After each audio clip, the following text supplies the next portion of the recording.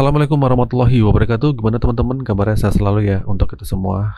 Oke, banyak banget pertanyaan. Bang, amankah gagal bayar pinjol? Saya segini ratus juta, saya utang ratusan juta, saya ada 7 aplikasi. Aduh, banyak banget yang nanya, Bang, aman gak sih kalau kita gagal bayar? Ya, wajar ya, ini mungkin pertanyaan buat kalian yang baru pertama kali gagal bayar atau pemula gagal bayar.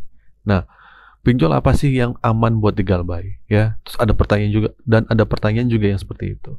Jujur, ini pertanyaan sering banget yang gue denger ya, yang telat bayar pinjol mungkin seperti di Akulaku, Kredivo, Julo, Shopee ya. Mereka mencari aman buat galbay. Gini, aman atau enggaknya itu sebenarnya kita sendiri yang ciptain. Semua pinjol itu aman-aman aja. Yang enggak aman itu cara kita berpikir. Pikiran kita yang bikin kita takut, seolah-olah bakal dipenjara, aset ditarik, dan dipermalukan di rumah. Nah, pikiran negatif kayak gini tuh muncul bukan tanpa alasan, tapi karena kita termakan telepon, WhatsApp, atau email, atau ancaman dari DC. Nah, penyebab utama itu bukan di ancaman, tapi karena kita nggak mampu menerima kenyataan bahwa kita lagi sulit dalam masalah finansial. Banyak dari kita yang masih sandiwara, bohong, dan nutup-nutupin masalah ini dari keluarga. Padahal kita tuh sebenarnya butuh dukungan eksternal dan internal. Kenapa? Banyak orang yang nggak jujur karena sebelum ngomong mereka mikir udah dipenuhi bayang-bayangan negatif di kepalanya. Jadi kalau lu nanya cara aman buat galbay, jawabannya ada di dalam diri lu sendiri, ya. Oke, di sini gue mau lurusin ya. Ketika lu menyatakan nggak mampu bayar pinjol, nggak ada risiko yang fatal kok. Nah, fakta yang paling berat cuma satu, nama lu masuk BI checking. Dan jujur aja, BI checking ini bukan hal yang menakutkan.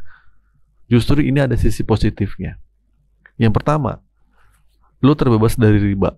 Kalau nama lu sudah masuk BI checking, otomatis lu nggak bisa minjem lagi. Dan ini cara untuk terhindar dari dosa riba atau dosa-dosa meminjam lu nggak bayar. Terus kedua, bebas dari beban tagihan. Lu nggak perlu lagi pusing mikirin tagihan. Rezeki itu misteri, tapi angsuran itu pasti. Nah, sekarang saatnya lu fokus nyari uang, bukan mikirin utang. Yang ketiga nih, ini jadi kesempatan sukses tanpa utang.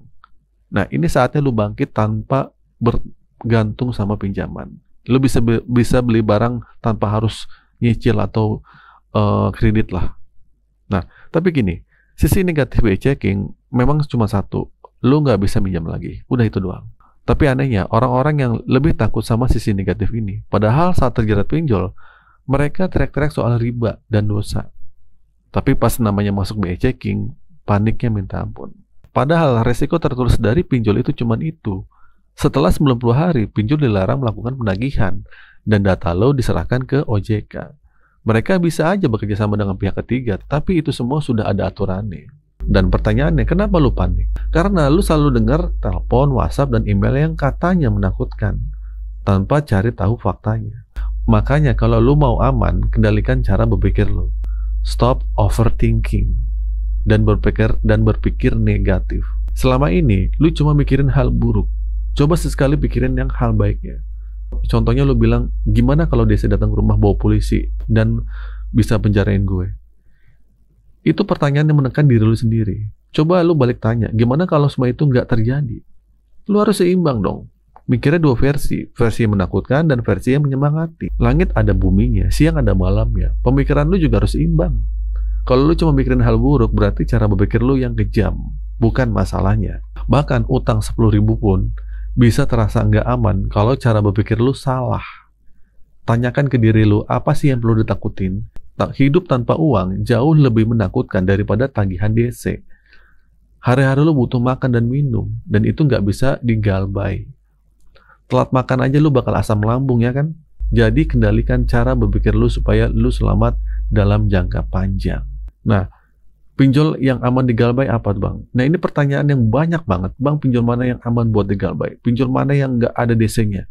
Oke, sebenarnya jawabannya sama dari sebelumnya gue jelasin. Nggak ada pinjol yang 100% aman buat digalbay. Kenapa? Begitu data lu masuk, promosi sampah dan ancaman bakal terus datang. Kalau lu mau aman, putusin semua komunikasi, hentikan semua kontak selama masih aktif, dan mau pinjol legal atau ilegal, rasanya bakal sama aja, tidak aman. Intinya, aman itu tergantung sama pengendalian pikiran lu. Gak ada orang yang panik bisa tenang. Gak ada orang yang stres bisa merasa aman. Pinjol itu udah memperhitungkan semua kemungkinan, termasuk lu gagal bayar.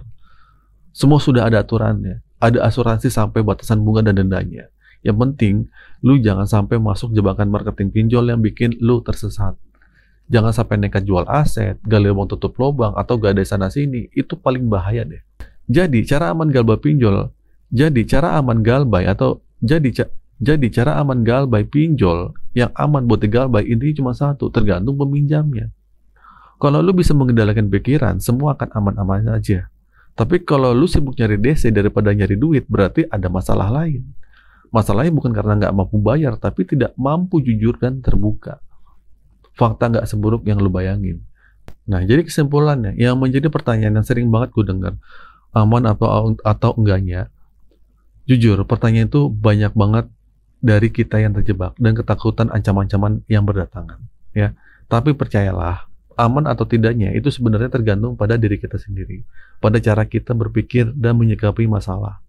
Semua pinjol legal itu sebenarnya sudah diatur oleh OJK dan mereka sudah memperhitungkan resiko gagal bayar. Resiko fatal dari gagal bayar legal itu cuma satu, yaitu masuk daftar BI checking. Ya, awalnya mungkin terdengar menakutkan, tapi coba lihat dari sisi positifnya, ya. Terus juga cara aman untuk menghadapi gagal bayar itu ada kunci utamanya, ya. Pertama itu mengendalikan pikiran dan emosi lu. Pertama, lu jangan overthinking. Berhenti memikirkan skenario terburuk yang belum tentu terjadi, dan ancaman-ancaman penjara, aset ditarik, dipermalukan depan umum, ya sama gertakan DC. Alihkan fokus lu, rasa takut lu ke solusi. Tanyakan pada diri sendiri bagaimana kalau semua hal buruk itu tidak terjadi. Terus kedua juga putus komunikasi aja udah. Ini juga untuk mengurangi kepanikan diri lu sendiri. Jangan angkat telepon nomor yang tidak dikenal, blokir nomor DC itu nggak apa-apa. Jangan balas pesan-pesan dari ancaman mereka, ya. Terus yang ketiga, jujur dan terbuka. Nah, ini salah satu sumber kepanikan terbesar, rasa takut untuk jujur pada keluarga. Bicaralah dengan orang terdekat lu. Sampaikan masalah ini dengan jujur. Karena dukungan keluarga bisa jadi kekuatan terbesar untuk lu.